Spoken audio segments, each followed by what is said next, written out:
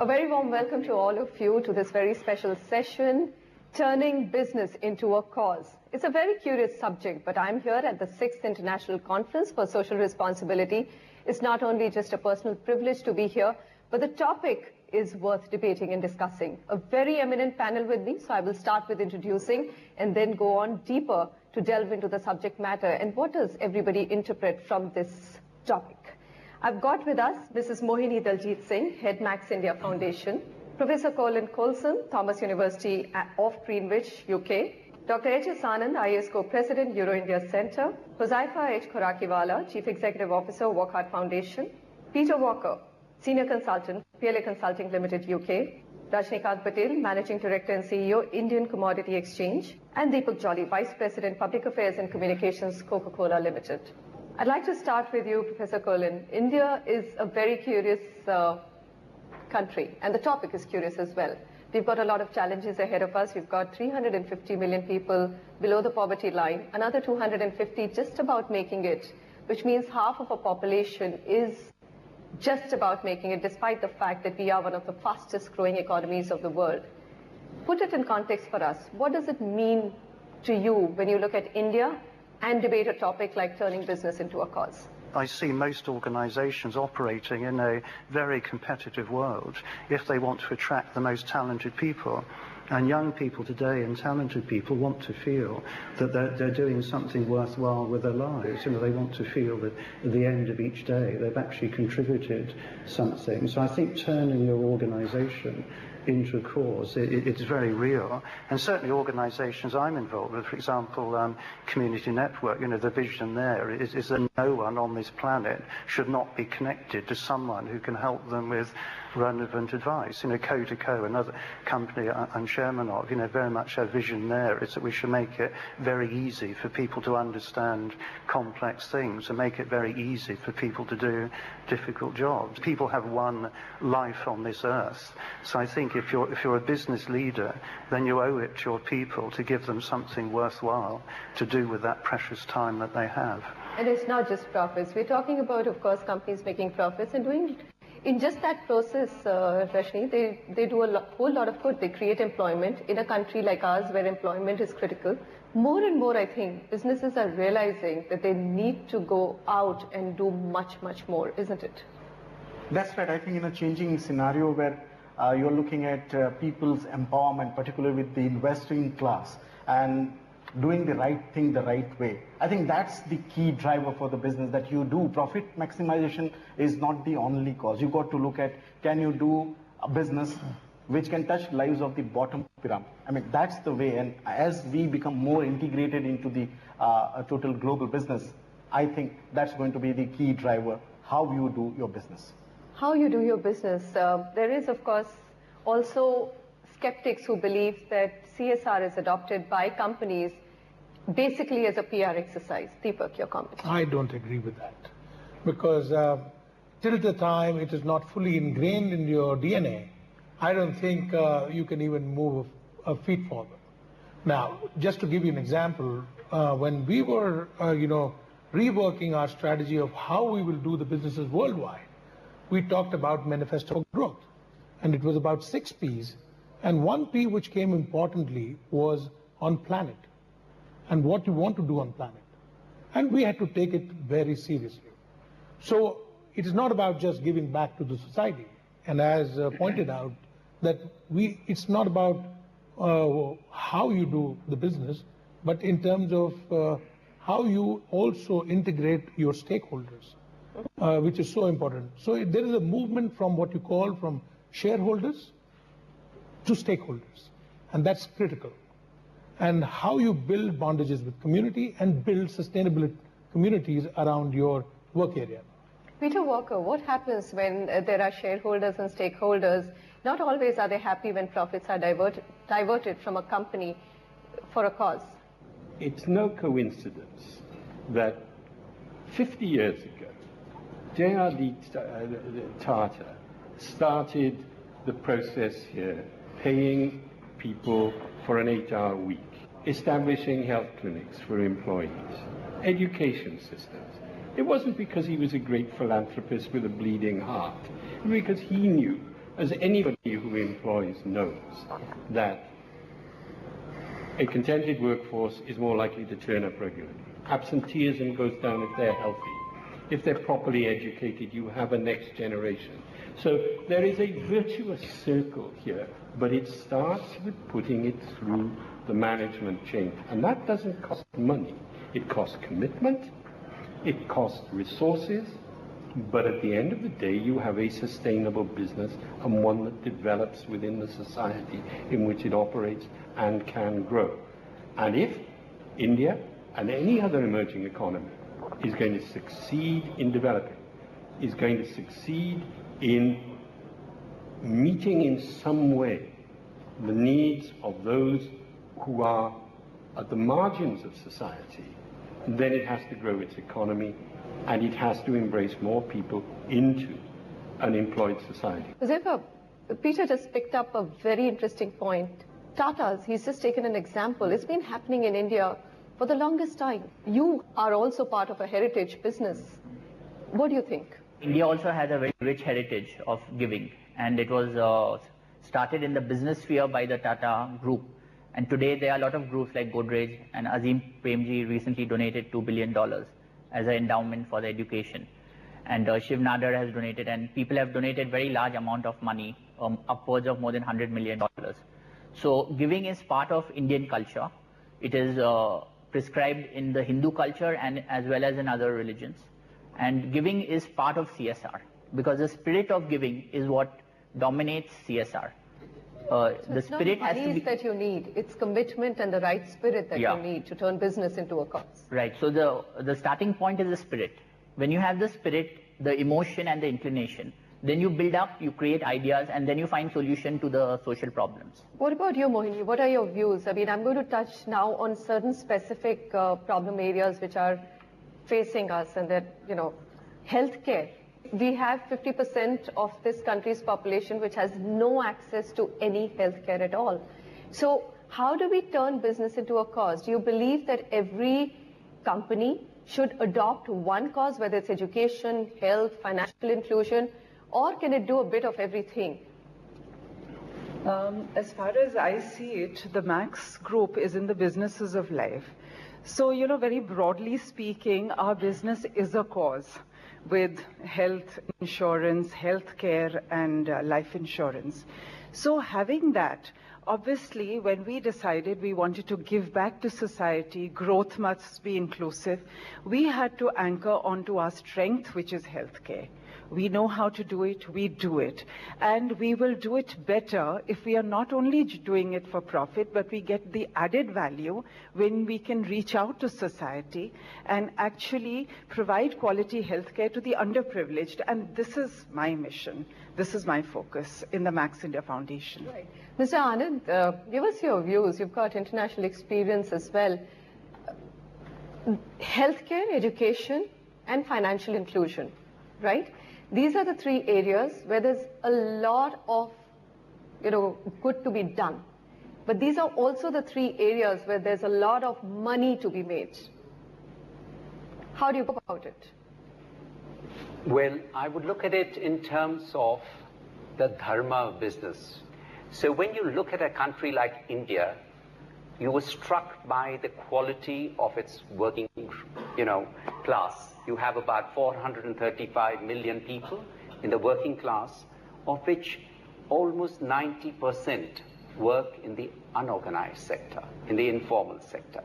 So which means that for everybody who's working in a company or a factory or a mall or in the government, whether at the central, state or local levels, there are 9 people working in the unorganized sector. And I believe that India will not be able perhaps to touch double-digit growth until it improves the productivity of the unorganized sector. We've been debating, of course, public sector companies have been asked by the government, there's a regulation that they have to commit up to 2% of their profits to corporate social responsibility and development of the community. They do it, but if I look at the example of how they spend their money, it's over environment, it's a little over education, little over healthcare. I see focus missing there.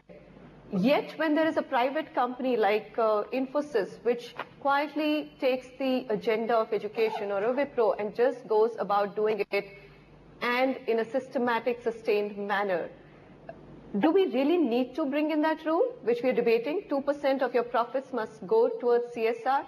Is that necessary at all? I would say here there are two important issues. One is that when you are doing something in way of CSR, it's an outside of your business. That's one part. Coming to today's topic, can you turn that into a cause, or can you make that cause as your business? I mean, these are the things. Let's look at a very focused area on commodity and commodity exchanges. That's where you go to from farmhouse to kitchen table. I mean, that's the entire value chain where a commodity intermediation can bring in efficiency, transparency, price discovery, and actually pass on that benefit by way of improved services to the last. I would say make it a DNA of the organization. Also look at the way the businesses are done, what is the structure of the business, and try to weave in. Then you don't need, your business becomes a cause, and the cause becomes your business. We'll take a very quick short break. We'll come back and debate a bit more. Are shareholders and stakeholders now seeing a lot of value by embedding social responsibility in business? Because if that's happening, then turning business into a cause is going to be a very easy job for corporate India.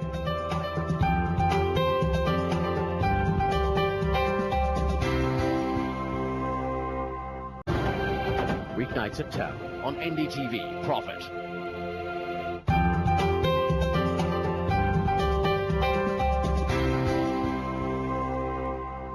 Welcome back to this very special discussion, turning business into a cause. And so far we've debated that if businesses are done ethically and if they're done with social responsibility, then really you don't have to go out and seek a cause. But is that really so in the context of India? Professor Colson, I will come back to you. I completely agree with this entire argument that if you do embed social responsibility at every touch point of your business, that's 90% of the job done. But looking at India and its needs and just the sheer poverty that you see in front of you, illiteracy, which is one of the highest figures in the world, our poor are equivalent to the population of America. I think corporate India needs to do much, much more. I think they need to do much more. We've got to get away from corporate social responsibility being just devoting 2%, to giving it away to some charitable activity on the side, and really focusing our mainstream business on what we can do with our corporate capabilities to address those problems. And I think, we need to get real with the debate and really focus on these problems, and it can be done in a way that makes money. Could NGOs and government-led organizations do it better, Mr. Anand?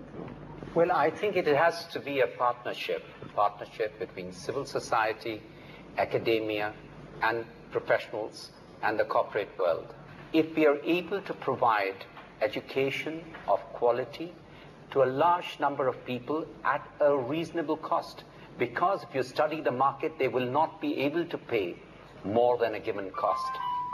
And at best, if you can give it to them with quality, people are willing to pay. Even poor families are willing to pay if their children then emerge and go out into the mainstream. So one aspect is quality, the other is reasonable cost. I'm just going to give you all just a minute to think, and I would like you to come out with just one line of what's the biggest thought in your head when you think of turning business into a cause? See, what happens in CSR at the corporate level, you spend as a company 10 lakhs on a CSR, and you give a full-page advertisement costing 20 lakhs. Advertising that CSR. Is it CSR? That is, of course, a big question. I think PR is part of the exercise. If PR is the only goal, then it's completely wrong, as you said. PR has two advantages. One, it helps the company for the brand, social branding. And secondly, it inspires other people.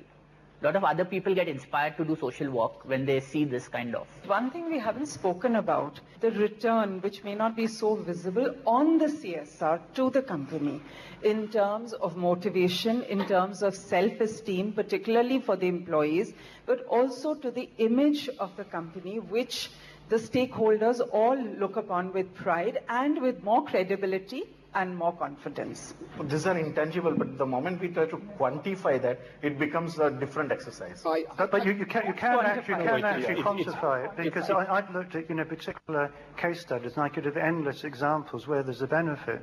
And very often the benefit is because to succeed in business today, relationships have to be mutually beneficial. And it's the thought process, behind doing good and doing an impact, improves your general relationships, across the piece. If you are inside the business as a manager and you are looking at things like absentee levels, your ability to recruit the best, these are all things that you can measure. And they are all things that are susceptible to being corporately responsible as a manager. Yes. And more importantly, you're not going to get them working unless you engage with the people. There's a terrifying statistic from the World Bank. 1/3 of all development projects that the World Bank funds or are funded by agencies of the World Bank fail to meet their stated objective. The analysis is because of a failure of effective engagement and bringing the people in with them. That represents something in the region of $60 billion, which is the GDP of the 30th largest country in the world. Then you identify the problem.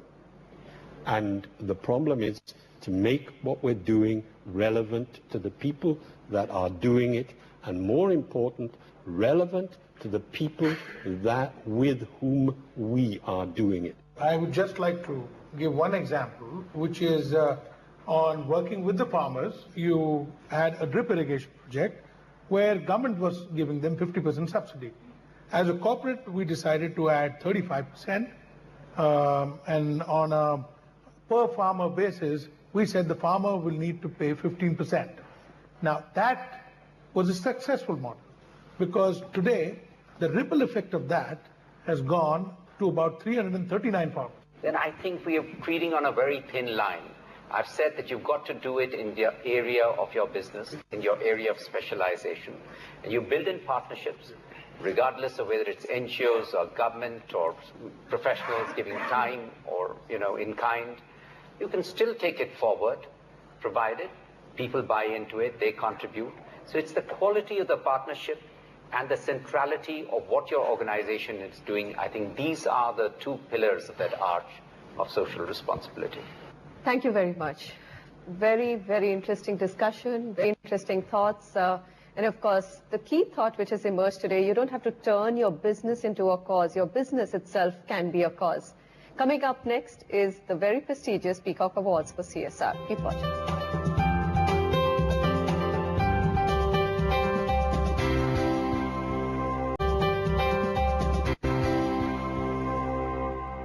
Ladies and gentlemen, we have two sets of awards to present this evening. The first are going to be the National Golden Peacock Awards for Corporate Social Responsibility. The second ones are going to be the Global Golden Peacock Awards for Corporate Social Responsibility. The first award is going to be given to the Punjab National Bank. They've been developing financial literacy and providing credit counselling, which are crucial to financial inclusion. Ladies and gentlemen, the Punjab National Bank.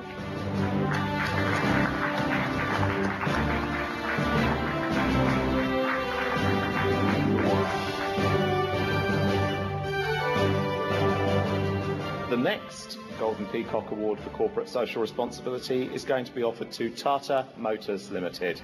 Through their project Helping Farmers, company is facilitating agricultural and life improvement initiatives. Ladies and gentlemen, Tata Motors Limited.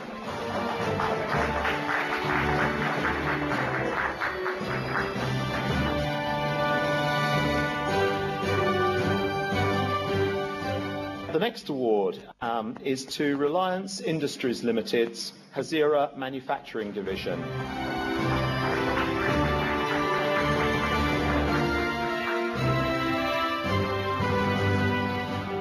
They have been very carefully orientating their products so that they are increasingly environmentally friendly. Ladies and gentlemen, Samsung India.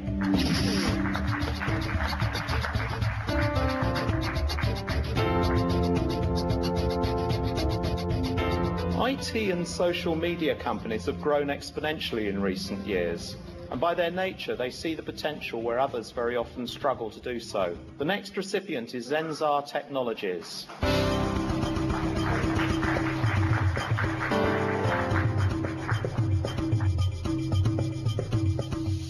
The next recipient is an organisation that will need very little introduction, and it's one that we've heard quite a few contributions from over the course of the last day.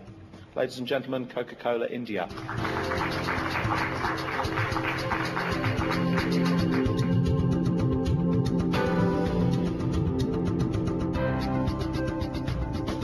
Powering India's growth, and it's also a member of Global Compact, the UN Initiative for Corporate Social Responsibility. Ladies and gentlemen, NTPC Limited.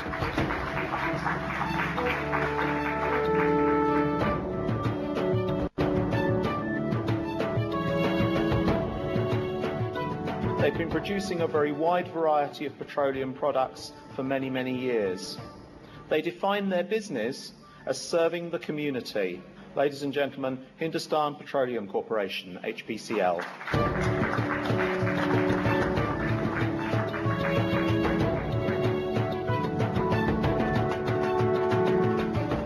Petrochemical companies have for a long time been very well aware of the impact that they have on the society around them. Their CSR projects fall fundamentally into four key areas: education, health, infrastructure development and economic development. Ladies and gentlemen, Cairn India Limited.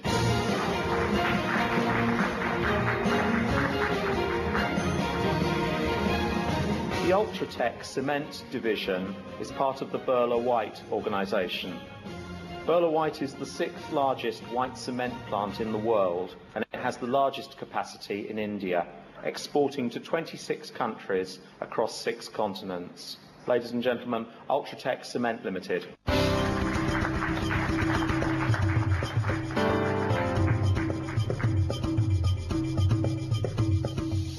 And now we come on to the Global Golden Peacock Awards for Corporate Social Responsibility. And the first organisation that we're going to honour is the Doha Bank from Qatar.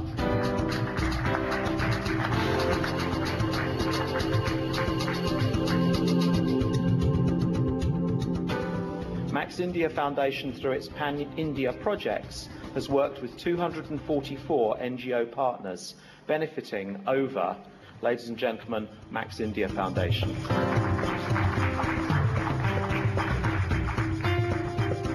Zenzar Technologies.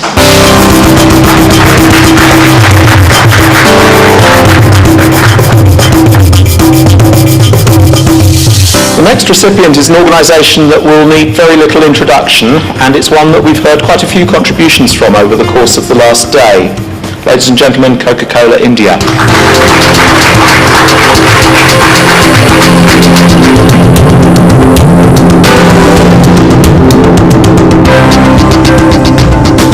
Powering India's growth, and it's also a member of Global Compact, the UN Initiative for Corporate Social Responsibility. Ladies and gentlemen, NTPC Limited.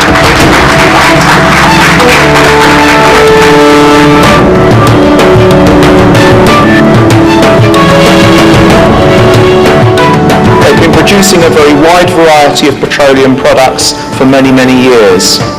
They define their business as serving the community. Ladies and gentlemen, Hindustan Petroleum Corporation, HPCL.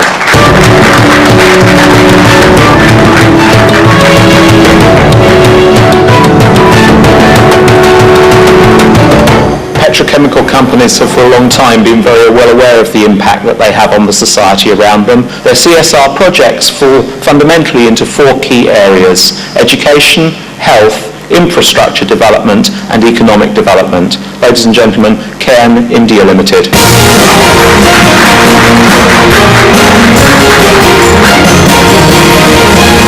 The Ultratech Cement division is part of the Birla White organisation. Birla White is the 6th largest white cement plant in the world, and it has the largest capacity in India, exporting to 26 countries across 6 continents. Ladies and gentlemen, Ultratech Cement Limited.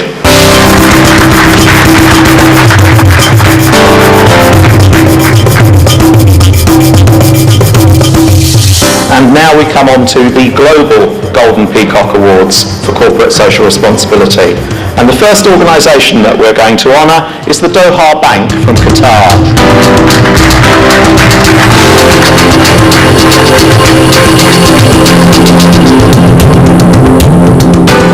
Max India Foundation, through its Pan-India projects, has worked with 244 NGO partners, benefiting over, ladies and gentlemen, Max India Foundation.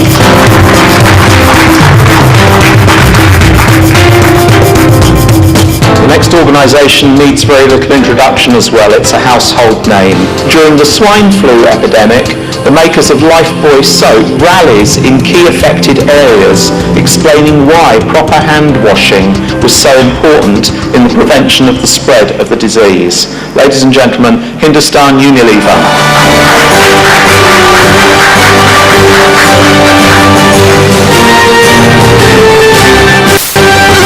Final presentation of the evening. They've been endeavouring to impact the lives of the underprivileged through interventions in education, health and skill building. Ladies and gentlemen, Larsen & Turbo Limited.